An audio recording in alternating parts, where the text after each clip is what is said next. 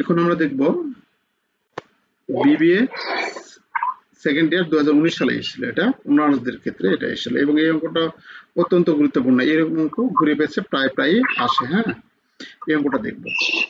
তো এখানে বলা আছে 12 নম্বর অঙ্ক শিটে, the following trial balance related Hira trading house as at December 31, 2018। Accounts title debit টাকা ক্রেডিট টাকা দেওয়া আছে, ডেবিট ক্রেডিট আমাদের উল্লেখ করে মিলিয়ে দেওয়া আছে। হ্যাঁ, উভয় সাইডে আমাদের মিলিয়ে দেওয়া আছে। তো আমাদের ফার্স্ট কাজ হচ্ছে এই অঙ্কের যে হিসাবগুলো আছে এই হিসাবগুলোকে ক্যাটাগরি করা, ক্যাটাগরি ওয়াইজ আমাদের চিহ্নিত করা, কোনগুলো ইনকাম স্টেটমেন্টে যাবে, কোনগুলো ব্যালেন্স শিটে যাবে।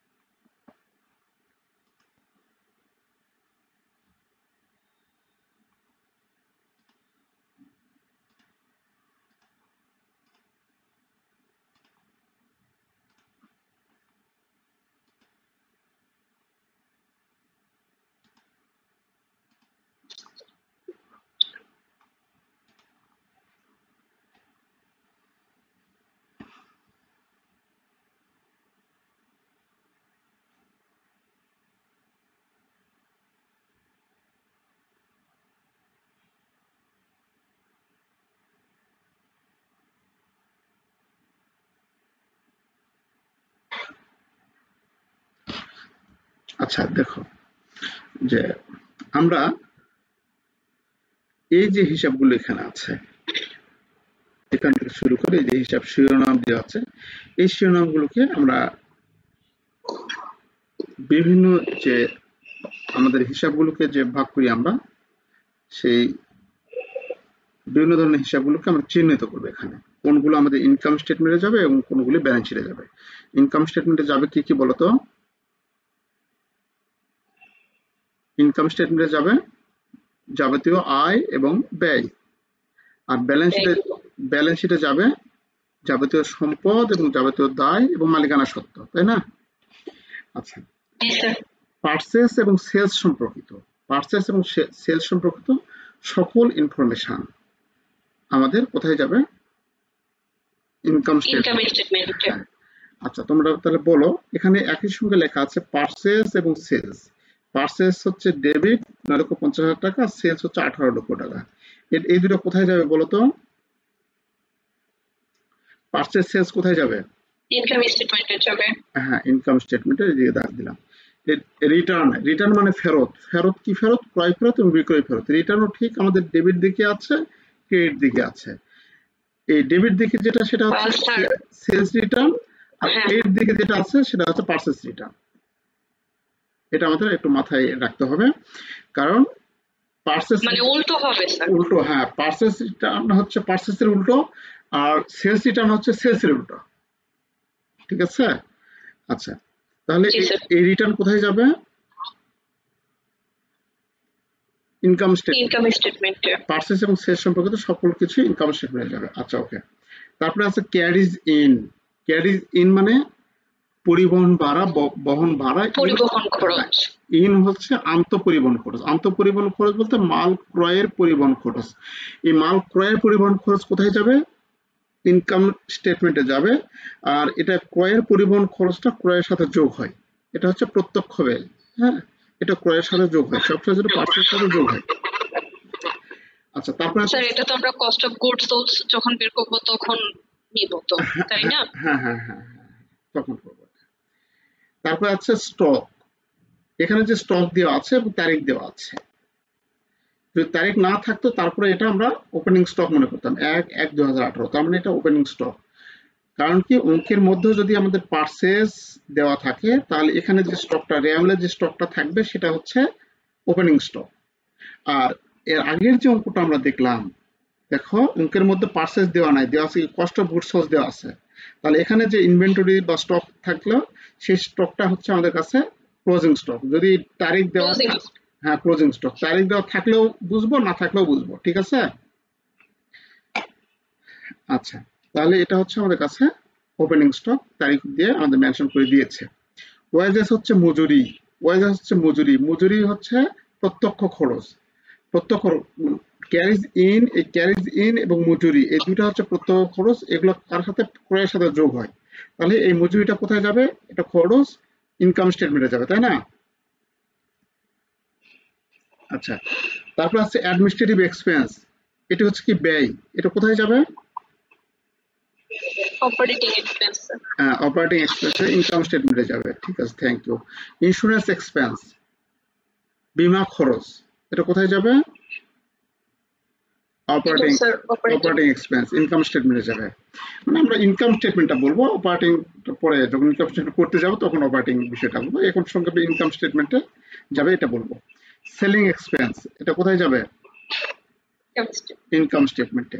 প্রিমিসেস, প্রাঙ্গণ, এটি হচ্ছে আমাদের কাছে কি, প্রাঙ্গণটা হচ্ছে আমাদের কাছে সম্পদ, প্রাঙ্গণটা হচ্ছে সম্পদ, ব্যালেন্স শিটে যাবে। ইকুইপমেন্টটা কি আমাদের কাছে? স্যার এটা কি ধরনের সম্পদ? আমাদের প্রাঙ্গণ এটা হচ্ছে আমাদের ফিক্সড অ্যাসেটের মধ্যে যাবে। Fixed asset. হ্যাঁ, তারপরে আছে ইকুইপমেন্ট, ইকুইপমেন্ট হচ্ছে যন্ত্রপাতি, যন্ত্রপাতি কোথায় যাবে? ব্যালেন্স শিটে যাবে, তাই না? তার প্রিমিসেস ব্যালেন্স শিটে যাবে, ইকুইপমেন্ট ব্যালেন্স শিটে যাবে।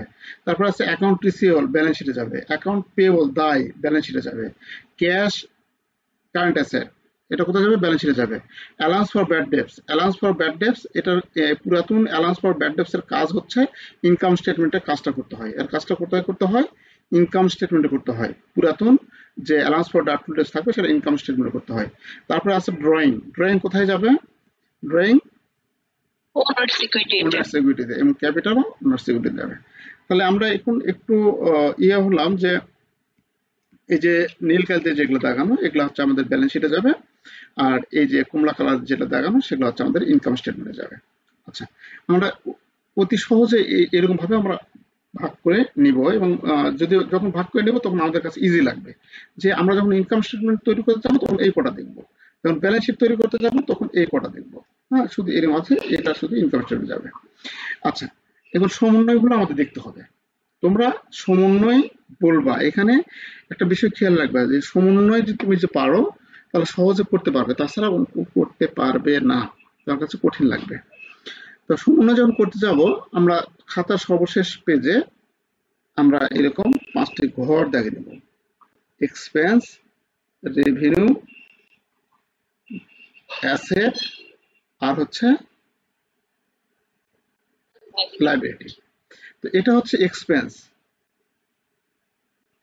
মানে এগুলা যাবে ইনকাম স্টেটমেন্টে। এটা হচ্ছে আমাদের কাছে রেভিনিউ, এটা হচ্ছে আমাদের কাছে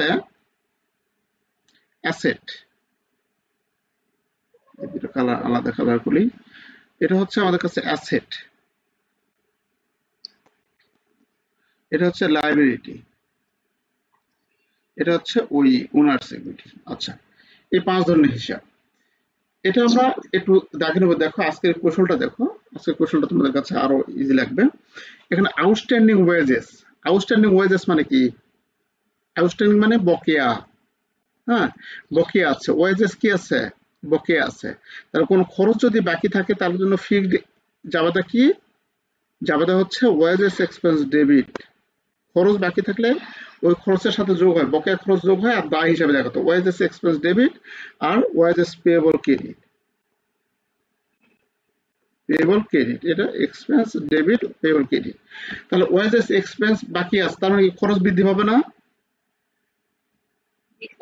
তাহলে এটা কি হবে? এটা বৃদ্ধি পেলো, খরচ বৃদ্ধি পেলো, ই বৃদ্ধি পেলো, এক্সপেন্স বৃদ্ধি পেলো, আর পেয়েবল কি? কোনো কিছু, হ্যাঁ, কোনো কিছু শেষে যদি পেয়েবল থাকে সেটা দায়, এটা হচ্ছে লাইবিলিটি, লাইবিলিটি বৃদ্ধি পাবে। তাহলে এখানে 1 নাম্বার দিয়ে, যে 1 নাম্বার দিয়ে 1 নাম্বার দিয়ে এখানে আমরা ওয়েজেস এক্সপেন্স প্লাস হবে, আর এটা কি হবে?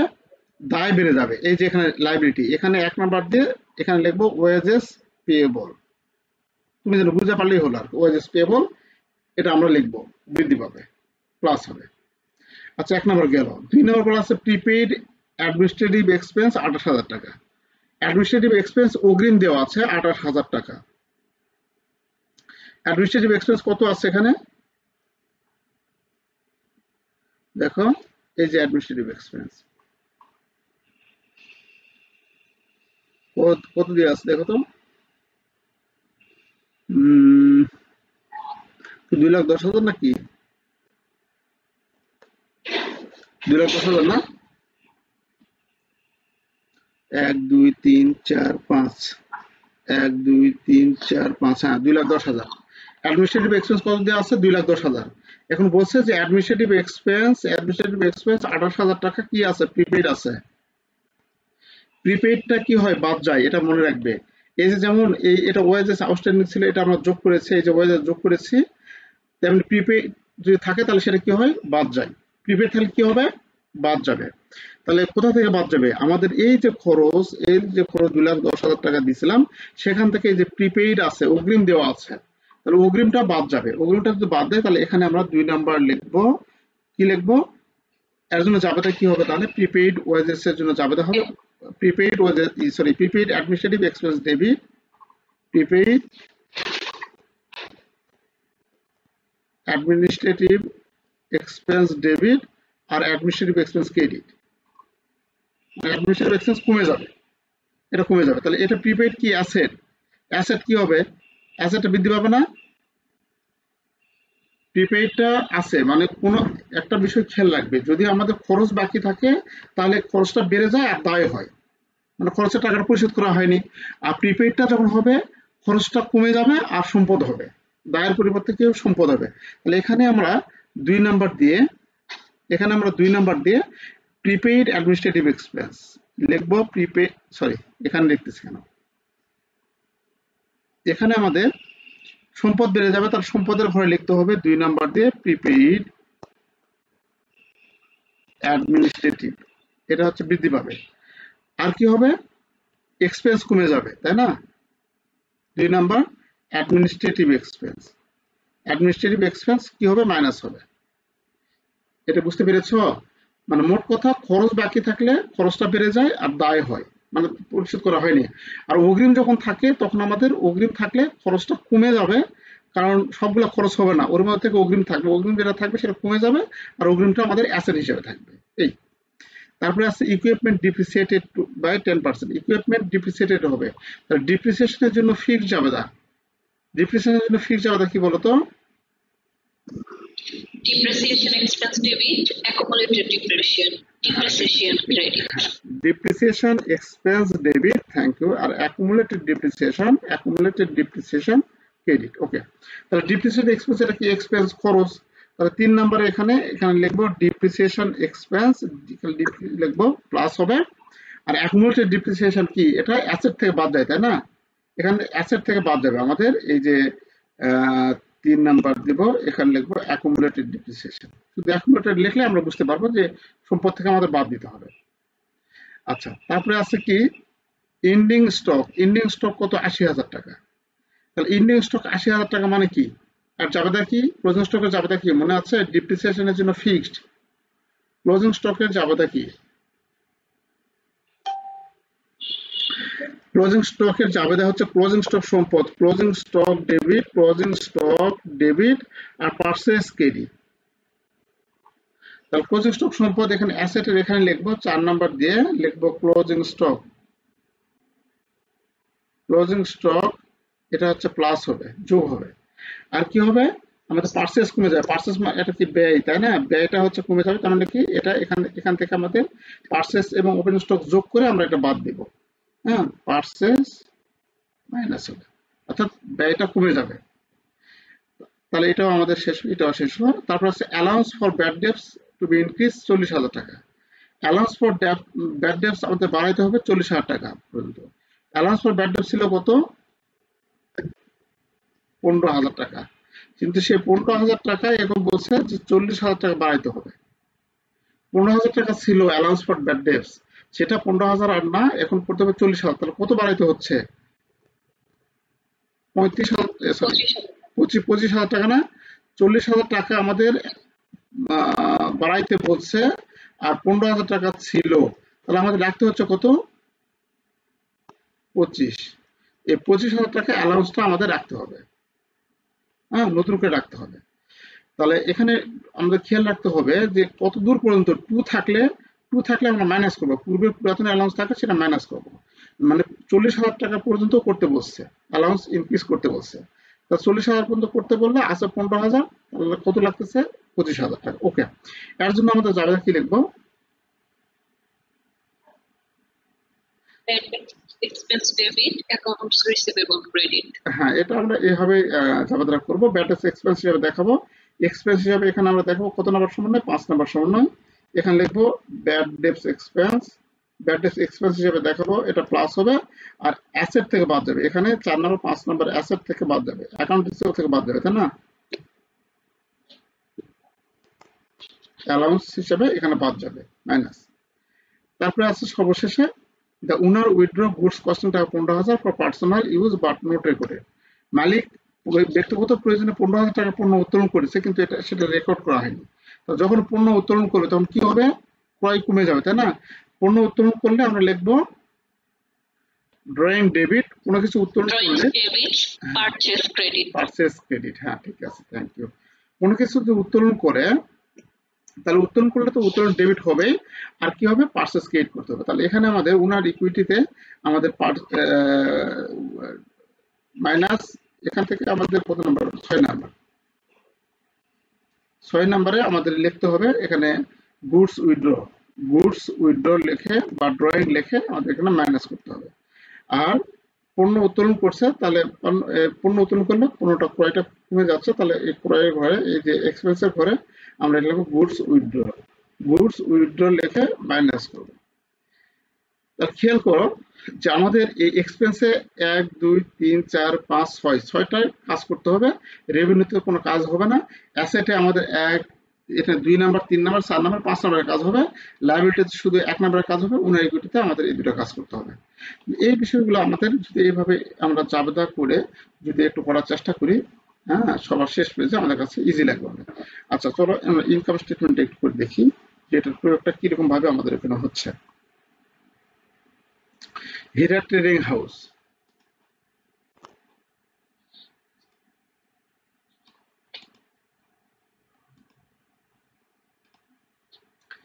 আচ্ছা আমরা এখানে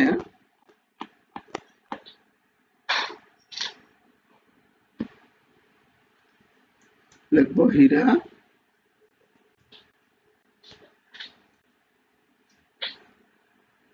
trading house, Hira trading house income statement.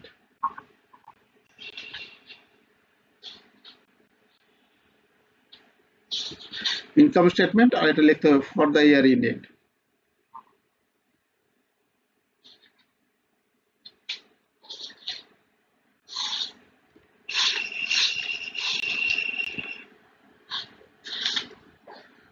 কত 2018,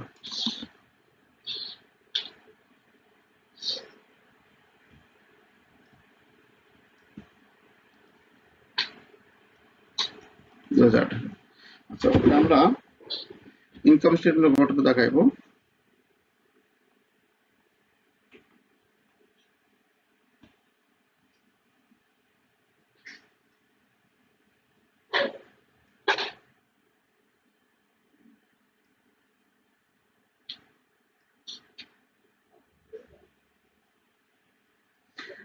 ইনকাম স্টেটমেন্টের টাকার ঘর হচ্ছে 3টি,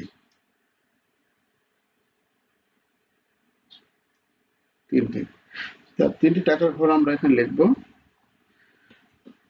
লিখে আমরা লিখবো কি পার্টিকুলার, এটা হচ্ছে টাকা টাকা টাকা। ইনকাম স্টেটমেন্টে প্রথমে কি আসবে, আমাদের সেলস আসবে, তাই না, রেভিনিউ আসবে। তাহলে এখানে আমরা লিখবো রেভিনিউ,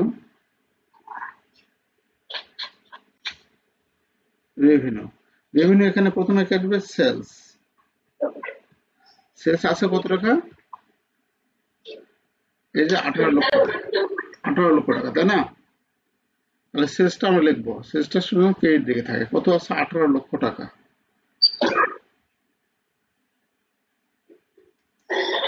এখান থেকে আমরা বাদ দেবো কি, সেলস রিটার্ন আছে না, এই যে রিটার্ন, এই রিটার্নটা আমরা বাদ দেব। তাহলে রিটার্ন বাদ দিলে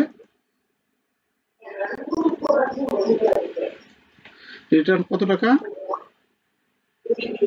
সেলস রিটার্ন কোনটা বলো তো? সেলস রিটার্ন কোনটা? এখানে দুইটা আছে। ডেবিট পাশে 45,000 টাকা, তাই না? তাহলে এই 45,000 টাকা এখানে আমরা বাদ দেব। বাদ দিলে কত থাকে? 1,35,000 না? আমাদের ইয়া কত ছিল এখানে? ও সরি 18 লক্ষ তো এটা, সরি 18 লক্ষ। তাহলে কত থাকে? তোর কথা আস্তে শোনা যাচ্ছে। 17,55,000। হ্যাঁ হ্যাঁ 17,55,000, 17,55,000। এর নাম হচ্ছে কি নেট সেল, তাই না? ওকে, এখান থেকে আমরা কি করব? কস্ট অফ গুডস বাদ দেবো, তাই না? সবগুলো অঙ্কে দেখো একই। এখান থেকে আমরা কস্ট অফ গুডস বাদ দেব। Cost of goods sold, cost of goods sold, বিক্রিত পণ্যের ব্যয়।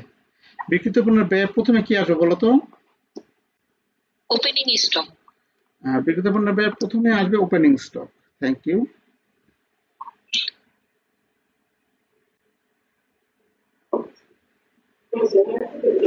ওপেনিং স্টক কত আছে? এই যে ওপেনিং স্টক 1 লক্ষ না? ওপেনিং স্টকটা সবসময় কোথায়? মাঝের ঘরে। ওপেনিং স্টকের সাথে কি করব? পার্সেস যোগ করব। পার্সেস কত আছে? হিসাব করো। 9,50,000। এটা ফার্স্ট কলামে এখানে লিখবো, কারণ একসঙ্গে অনেক যোগ বিয়োগ আছে। পার্সেস থেকে আমরা কি করবো? পার্সেস রিটার্ন বাদ দেবো, তাই না?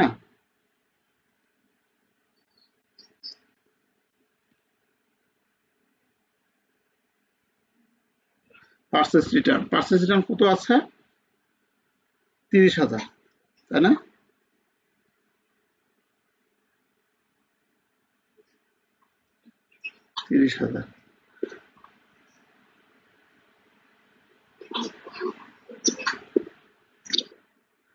বাদ দেওয়া কত থাকে?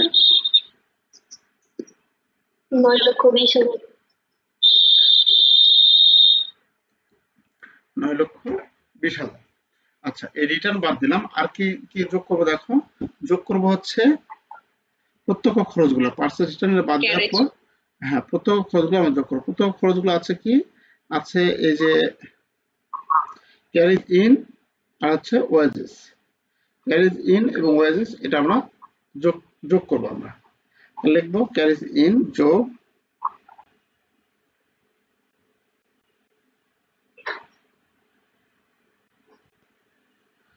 Caries in. ক্যারিজ ইন কত আছে?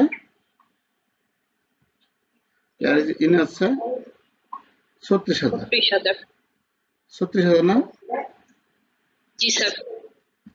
ক্যারিজ ইন হচ্ছে 36,000। স্যার গুডস উইথড্র আছে স্যার।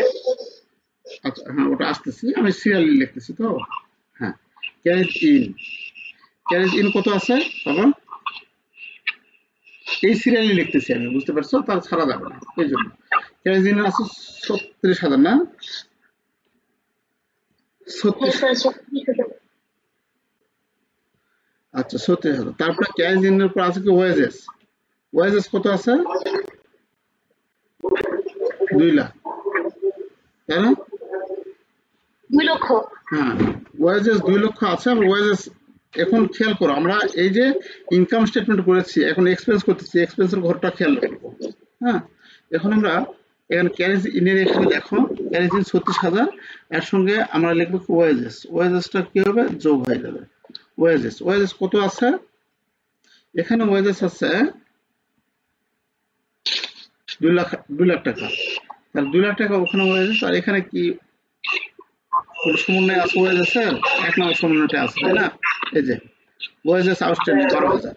আউটস্ট্যান্ডিং থাকলে কি করতে হয়? বকেয়া থাকলে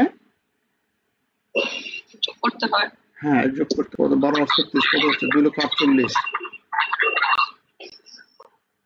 2,48,000 2,48,000 আর এটা আবার যোগ করলে কত হচ্ছে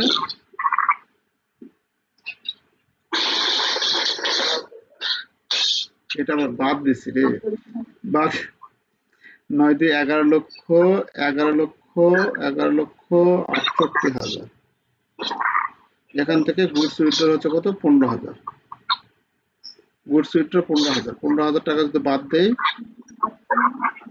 থাকে কত এটা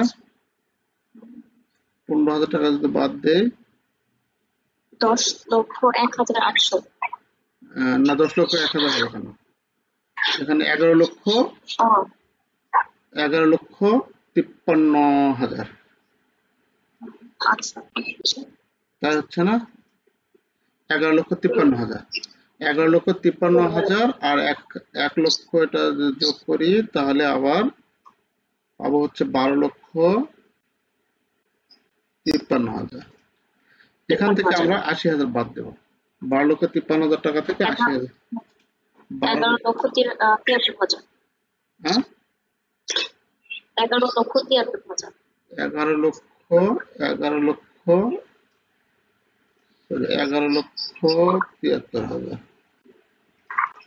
এটা বাদ দিলে 5,82,000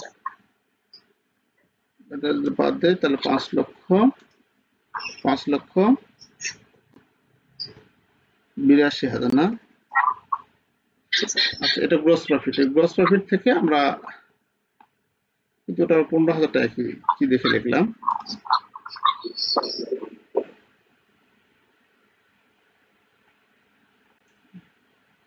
আচ্ছা তো এখান থেকে আমরা বাদ দেব কি অপারেটিং এক্সপেন্স আমাদের কি আছে মাইনাস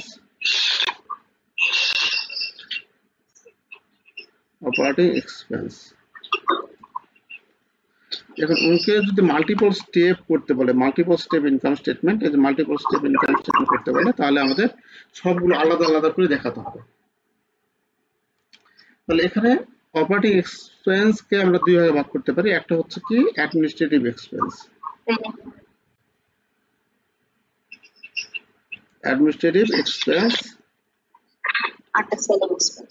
আর একটু দূরে লিখবো সেলিং এক্সপেন্স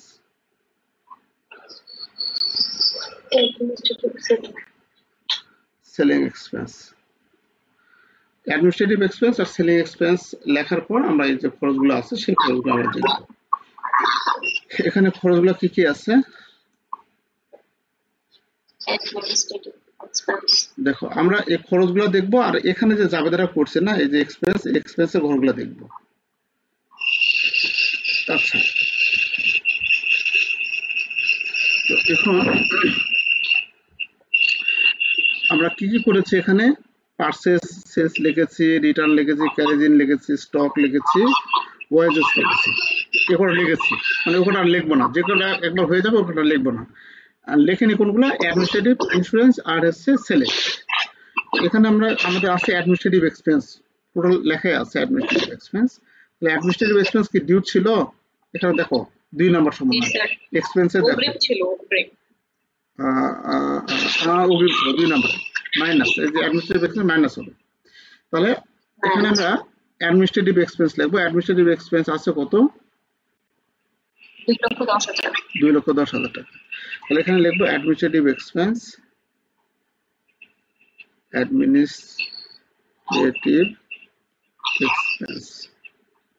2,10,000 টাকা মাইনাস প্রিপেইডটা কি হয় মাইনাস হয় না প্রিপেইড কত আছে অ্যাডমিনিস্ট্রেটিভ এক্সপেন্স প্রিপেইড আছে 28,000 টাকা তাহলে লিখতে পারবো কত 28,000 টাকা বাদ দিলে কত হচ্ছে 2,82,000 1,82,000 1,82,000 1,82,000 না ওয়ালাইকুম আসসালাম ব্যাংকিং ডিপ্লোমা জি বলুন আপনাদের যে শীটগুলো আপনি ফি দিলে পেয়ে যাবেন, ফি দিলে পেয়ে যাবেন। কিভাবে দেখো? আচ্ছা, আমি একটা অনলাইন ক্লাসে আছি, তো ক্লাস শেষে আমি আপনাকে ফোন দিচ্ছি। হ্যাঁ, আচ্ছা ঠিক আছে। আচ্ছা, প্রিপেডটা আমরা মাইনাস করবো। তারপরে কি আছে বাবা দেখো, ইন্স্যুরেন্স আছে। ইন্স্যুরেন্স কত আছে? 15,000। এখন এখানে ইন্স্যুরেন্স কি কোনো কিছু ছিল, বলা ছিল? নেই। বলা ছিল না, না? এই এক্সপেন্সে দেখবো কোনো ইন্স্যুরেন্স এক্সপেন্স আছে লেখা? নাই। তাহলে আমরা ডাইরেক্ট ইন্স্যুরেন্স এক্সপেন্স লিখবো কত? 15,000 টাকা। এখানে লিখবো ইন্স্যুরেন্সটা হচ্ছে অ্যাডমিনিস্ট্রেটিভ এক্সপেন্স। ইন্স্যুরেন্স এক্সপেন্স 15,000 টাকা। আচ্ছা, তারপরে কি খরচ আছে? ইন্স্যুরেন্স অ্যাডমিনিস্ট্রেটিভ হইলো, ইন্স্যুরেন্স হইলো সেলিং এক্সপেন্স আছে। সেলিং এক্সপেন্স আছে, তাই না? সেলিং এক্সপেন্স কত আছে? সেলিং এক্সপেন্স আছে 10,000। 10,000 কোথায় লিখবো? এই সেলিং এ লিখবো।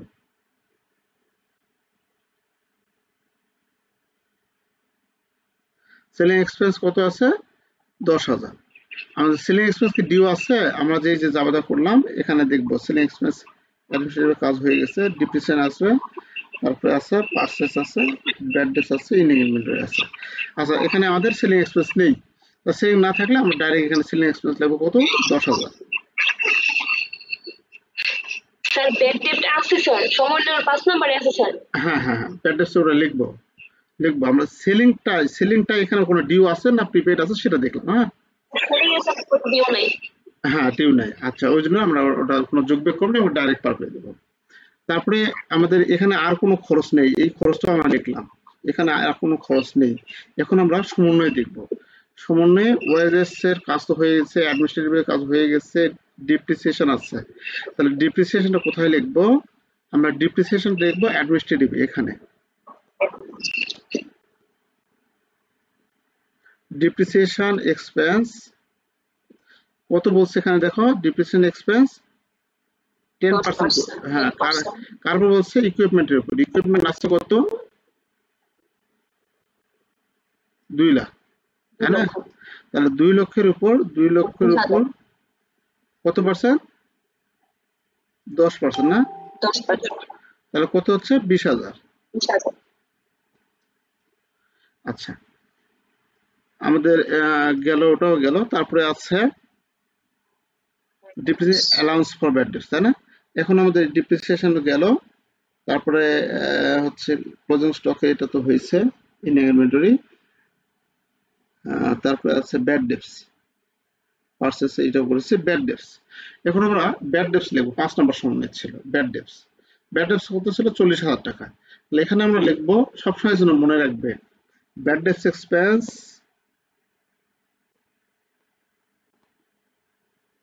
নিউ কতবার আসছে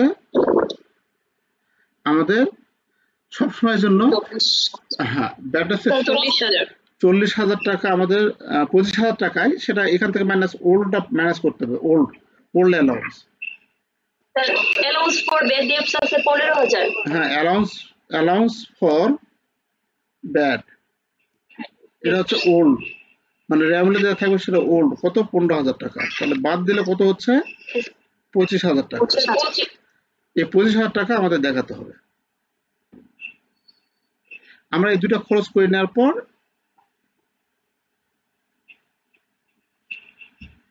এখানে একটু ইয়ে হয়ে গেছে,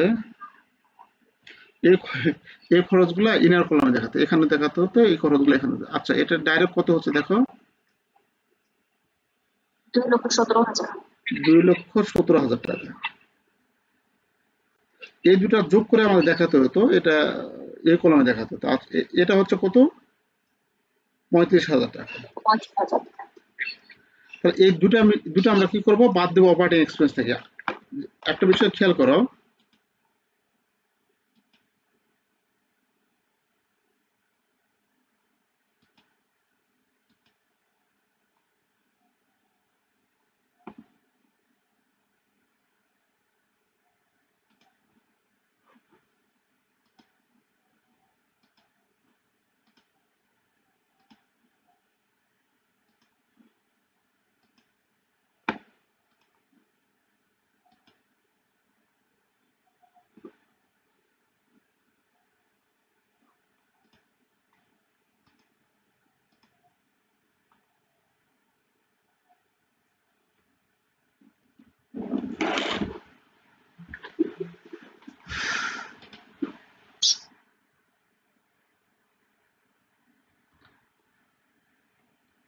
এই দুটো খরচ দেখো, আহ, এটা এই কলামে হতো, এগুলা এই কলামে হতো, হলে তাহলে এই দুটো যোগ করে আমরা এবার পার করে দেবো, ঠিক আছে? সেটা না হয়ে আমাদের কলামটা একটু মিস্টেক হয়ে গেছে,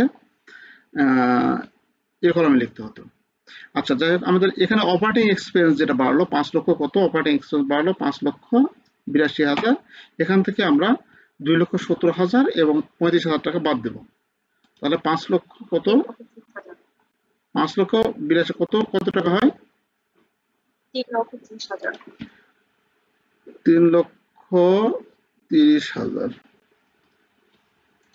এই 3,30,000 নাম হচ্ছে আমাদের, যদি ইন্টারেস্ট এক্সপেন্স বা অন্যান্য কোনো আয় ব্যয় না থাকে তাহলে এটাই হচ্ছে নেট ইনকাম। তাহলে আমাদের কোনো কিছু নেই এখানে, ইন্টারেস্ট এক্সপেন্স বা অর্থাৎ নন অপারেটিং ইনকাম এবং নন অপারেটিং এক্সপেন্স না থাকলে আমরা এটা এখান থেকেই আর কোনো কিছু করতে হবে না, বিদায় এটাই হচ্ছে আমাদের কাছে নেট ইনকাম।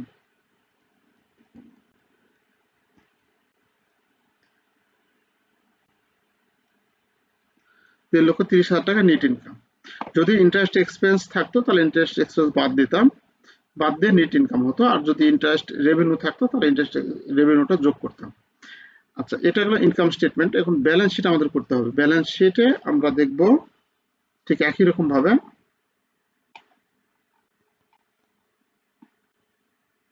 স্যার এর আগে কি কোনো অঙ্ক করানো হয়েছিল? এর আগে একটা অঙ্ক দেখা হয়েছে, ওই যে গত দিনের অঙ্ক, ব্যালেন্স শিটটা দেখেছি আমরা, গত দিনের অঙ্ক ব্যালেন্স শিট আমরা দেখেছি। আচ্ছা, এখানে আমরা দেখবো, দেখো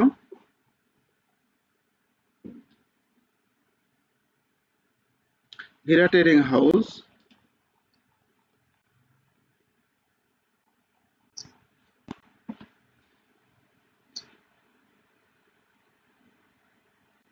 হীরা ট্রেডিং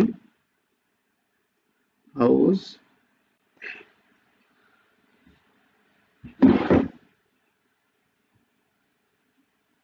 হীরা ট্রেডিং হাউস, এখানে লিখবো ব্যালেন্স শিট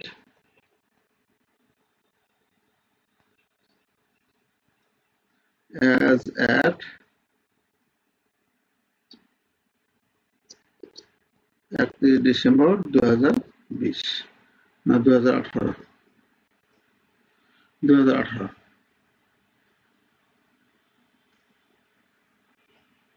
আচ্ছা, আমরা ব্যালেন্স শিটের যে ঘরটা, সে ঘরটা থেকে এরকম ভাবে দেখাবো আমরা।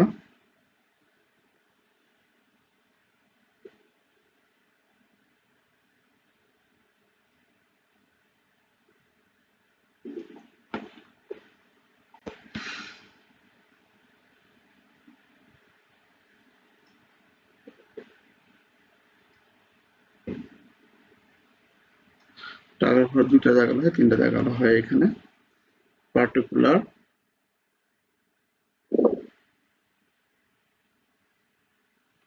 টাকা, টাকা এখানে কি লিখবে? অ্যাসেট। আচ্ছা, আমাদের যদি ক্লাসিফাইড ব্যালেন্স শিটের কথা বলে তাহলে আমাদের শ্রেণীবিন্যাস করে আমাদের করতে হবে। যেমন এই অঙ্কে, এর আগের অঙ্কে কিন্তু ক্লাসিফাইড ব্যালেন্স শিটের কথা বলা আছে। এই অঙ্কে কি বলা আছে দেখি? এই অঙ্কে আমাদের শুধু ব্যালেন্স শিট কথা বলা আছে, হ্যাঁ, মানে শ্রেণীবিন্যাসকৃত ভাবে করার কথা বলা নাই। যদি শ্রেণীবিন্যাসকৃত ভাবে করার কথা বলা না থাকে তাহলে আমরা করব না, আর যদি করার কথা বলা থাকে তাহলে অবশ্যই আমাদের কারেন্ট অ্যাসেট, ফিক্সড অ্যাসেট এরকম আলাদা করে লিখে করতে হবে। তো আমরা এরকম আলাদা করে লেখার প্র্যাকটিস করব, ওইভাবে লিখবো আমরা। এখানে প্রথমে লিখবো কি? অ্যাসেটস, বড় করি, অ্যাসেটস। আচ্ছা, অ্যাসেট এখানে আমরা কি লিখবো? Current asset.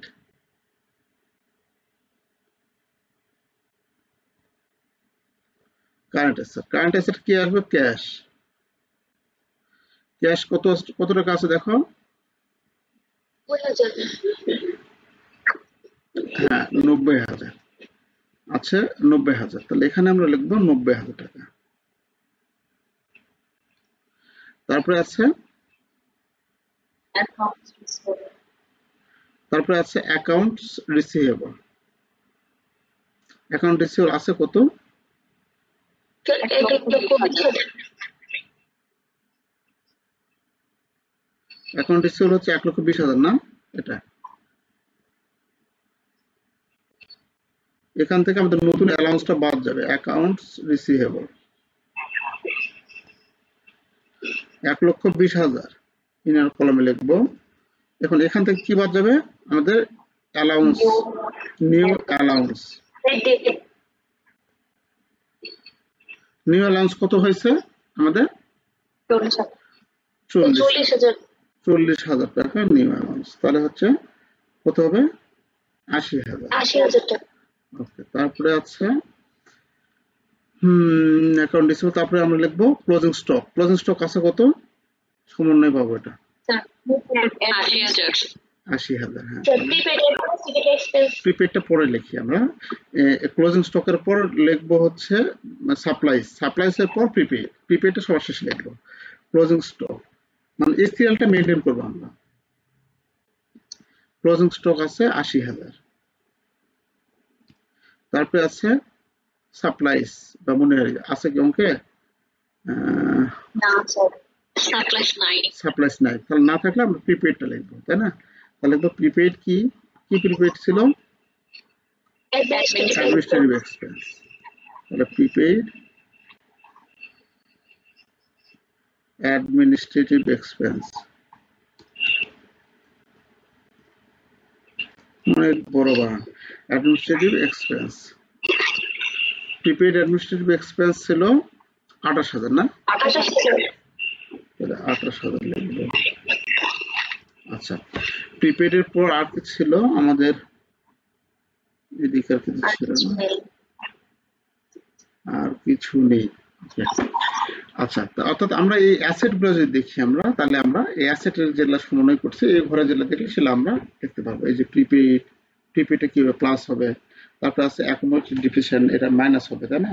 মাইনাস করতে হবে।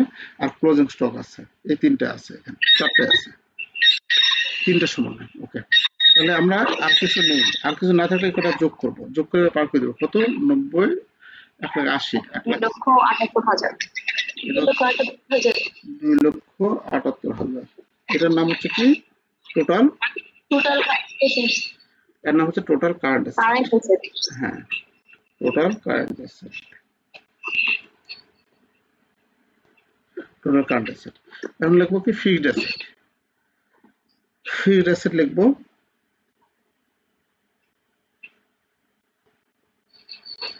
Fixed asset. ফিক্সড অ্যাসেট এখানে আমাদের কি কি আছে? প্রিমিসেস আছে, আর হচ্ছে ইকুইপমেন্ট আছে না? ডিপ্রিসিয়েশন শুধুমাত্র ইকুইপমেন্টের উপর ধরতে বলছে, 3 নম্বর সমন্বয়। তাহলে আমাদের এখানে ইকুইপমেন্টের উপর শুধু ডিপ্রিসিয়েশনটা ধরতে বলছে। প্রিমিসেস আছে কত? প্রিমিসেস 14 লক্ষ না? প্রাঙ্গণ প্রিমিসেস, প্রিমিসেস আছে কত? 14 লক্ষ। তারপরে আছে ইকুইপমেন্ট। ইকুইপমেন্ট কত ছিল? 2 লক্ষ। লিখবো। এখান থেকে আমরা অ্যাকুমুলেটেড ডিপ্রিসিয়েশন বাদ দেব। অ্যাকুমুলেটেড ছিল কত? 20,000। মোট হচ্ছে 1,80,000। 1,80,000, 14 লক্ষ হচ্ছে 15,80,000। 15,80,000 এটা কি করবে এখন? যোগ করবো। কারেন্ট অ্যাসেট আর ফিক্সড অ্যাসেটটা যোগ করবো, করলে কত হয়? Current asset 18,58,000। এটা হচ্ছে total asset.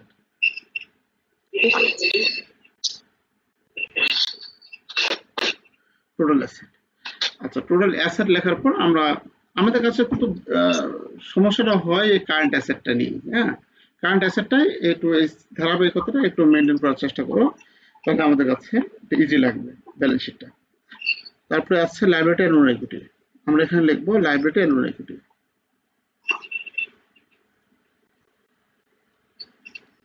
Liabilities and owner equity.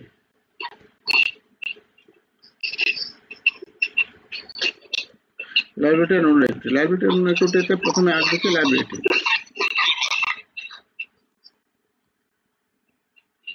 লাইবিলিটিসে এখানে কারেন্ট লাইবিলিটি লিখি, তাই না?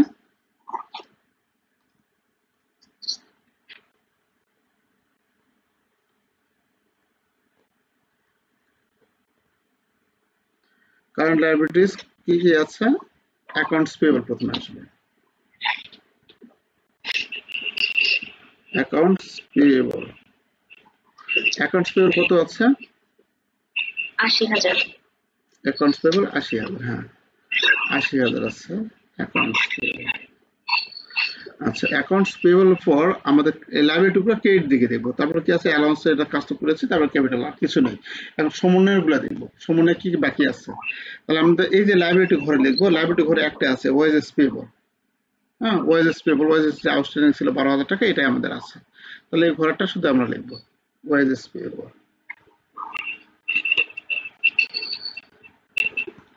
ওয়েজেস পেয়েবল কত ছিল? 12,000 টাকা, এই যে 12,000 টাকা। হ্যাঁ, আর কোনো লাইবিলিটি নাই, তাহলে 92,000 টাকা। এই 92,000 টোটাল লাইবিলিটি। আচ্ছা, এটাই আমাদের কাছে টোটাল লাইবিলিটি, আর কিছু নাই।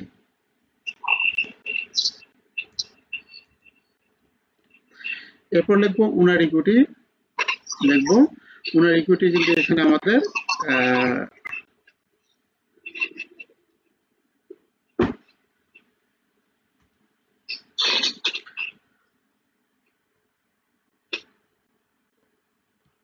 উনার ইকুইটি,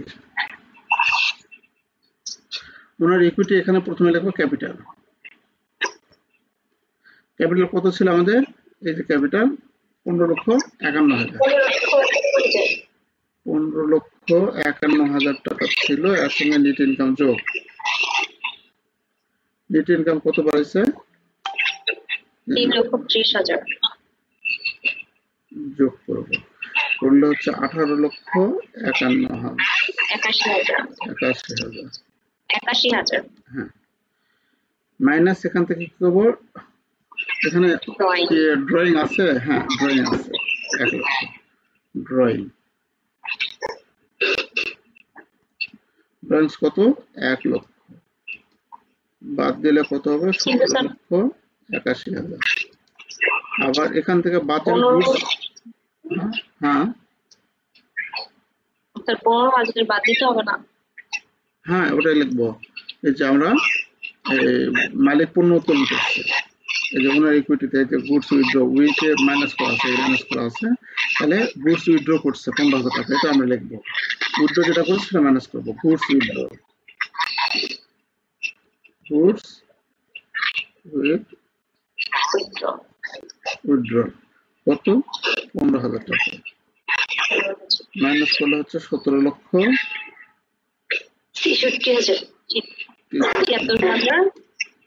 17,66,000।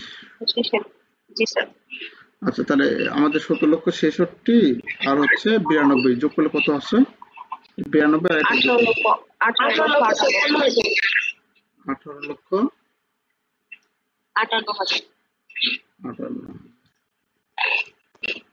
তাহলে আমাদের অ্যাসেটের সাথে এর সাথে মিলে গেছে, 18,58,000 টোটাল অ্যাসেট, টোটাল লাইবিলিটি। তাহলে total liability and owners equity, তাই না? এই অঙ্কটা কিন্তু অনেক ইম্পর্টেন্ট একটা অঙ্ক, এই অঙ্কটা একটু ঘুরে পেঁচে দেয় শুধু। আর আমরা এরকম সহজ করতে পারি, সহজে আমরা ভুল করব না, কারণ এই জিনিসগুলো আমরা করে নিলে আমাদের কাছে অঙ্ক করা অনেকটা সহজ হবে। আচ্ছা, এই অঙ্কটা অনেক বেশি ইম্পর্টেন্ট, এই অঙ্কটা তোমরা দেখো, মোটামুটি এই ধরনের অঙ্ক আমাদের পরীক্ষায় আসে। আর হচ্ছে পাসপোর্ট 16, এই অঙ্কতেও আমাদের কিন্তু ঠিক এই যে এই অঙ্কের মতো আগের যে অঙ্কটা দেখলাম, কষ্ট বুটসোর্স দেওয়া আছে অঙ্কের মতো, দেখো অঙ্কের মতো কষ্ট বুটসোর্স দেওয়া আছে। তাহলে এখানে যে মার্চেন্ডাইজ ইনভেন্টরি, এই মার্চেন্ডাইজ ইনভেন্টরি কি বলতো? এটা কি ওপেনিং না ক্লোজিং? ক্লোজিং। এটা হচ্ছে আমাদের কাছে ক্লোজিং, ঠিক আছে, এটা আমাদের মনে থাকে। এই অঙ্কটা তো আমরা করতে পারবে, এই অঙ্ক আমরা কিন্তু এর আগে দেখলাম। এই অঙ্কটা তোমরা করতে পারবে। তারপরে এই অঙ্ক আমরা দেখবো, অনেক ইম্পর্টেন্ট একটা অঙ্ক। এখানে ক্লোজিং ইনভেন্টরি হচ্ছে 83,000 টাকা, আর এখানে আমাদের বলছে যে ইনভেন্টরি হবে 80,000 টাকা, তার মানে কি 3,000 টাকা বেশি বাদ দেওয়া হয়েছে। তাহলে 3,000 টাকা যদি বেশি বাদ দেওয়া হয়, তাহলে এর সঙ্গে 3,000 টাকা যদি আমরা যোগ করি, 3,000 টাকা যদি যোগ করি, তাহলে আমরা পাবো original cost of goods sold, মানে অ্যাকচুয়াল কস্ট অফ গুডস সোল্ডটা আমরা পেয়ে যাব। আচ্ছা, ঠিক ওই অঙ্ক, এই অঙ্ক দেখো খেয়াল করো, এই অঙ্ক 16 সালে আসছিল, ঠিক এই একই রকম অঙ্ক, এটা পাসপোর্ট 19-এ আসছিল, এই কস্ট অফ গুডস সোল্ড এখানেও আছে, দেখো এখানেও মার্চেন্ডাইজ ইনভেন্টরি দেওয়া আছে, দেখো এখানেও 3,32,000 দেওয়া আছে, এখানে আছে 3,20,000, একই রকম অঙ্ক, বুঝতে পারছো? তোমার হচ্ছে 11 এবং হচ্ছে 10 একই নম্বর, একই অঙ্ক, এই দুটো অঙ্ক অবশ্যই তোমরা দেখবে, আর আমি তো দেখাবো অবশ্যই।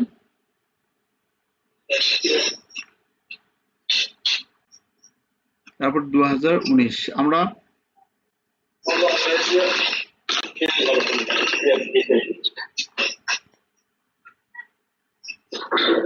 এই অঙ্কটা দেখবো, ওই দুটো অঙ্ক দেখবে, আর হচ্ছে আর বেশি অঙ্ক আমরা দেখবো না, এই দিক থেকে সমন্বয় গুলো একটু বেশি করার চেষ্টা করবো, অনেকগুলো অঙ্ক আছে।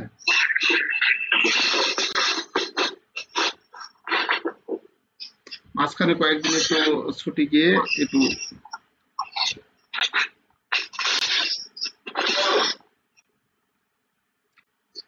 এই অঙ্কটা আমাদের কাছে অনেক ইম্পর্টেন্ট।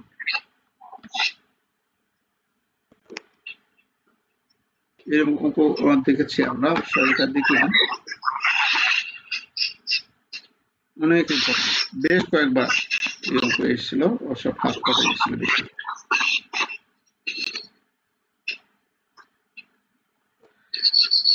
আচ্ছা, ওই দুটো অঙ্ক আগে তোমরা দেখো, এগুলা আমরা পরে দেখবো, ওই দুটো অঙ্ক তোমরা দেখো। আর সাবার কি জন্য সমস্যা হয়েছিল, কত নম্বর অঙ্কে? 5 নম্বরটা।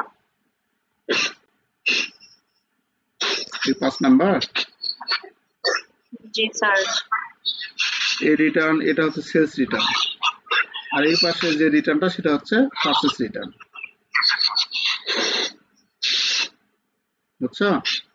সেলস রিটার্নের ওই অপোজিটে থাকবে, এটা তো এই সাইডের গুলো হচ্ছে ডেবিট, এই সাইডের গুলো হচ্ছে ক্রেডিট, উভয় সাইডে মিলে দেওয়া জি আছে। স্যার, ওইভাবেই করেছি। তারপর স্যার আমার ব্যালেন্স শিটে হচ্ছে 2,000 টাকা কম বেশি হয়। 2,000? জি স্যার। না, কম বেশি হওয়ার তো কথা নাই। এই অ্যাডমিনিস্ট্রেটিভ এক্সপেন্স কি দায় হিসাবে দেখাইছো?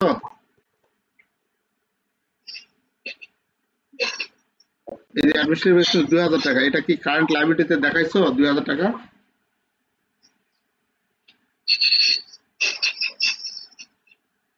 অ্যাডমিনিস্ট্রেটিভ এটা এটা এটা এক্সপেন্স হিসেবে যোগ হবে, আর দায় পাশে কারেন্ট লায়াবিলিটিতে 2,000 টাকা যোগ করো, তাহলে তো হওয়ার কথা। ঠিক আছে স্যার। এটা কি যোগ করছিলে? না স্যার, এইটা যোগ করে নেই। আচ্ছা, এটা যোগ করে নিও, তাহলে মিলে যাবে কথা।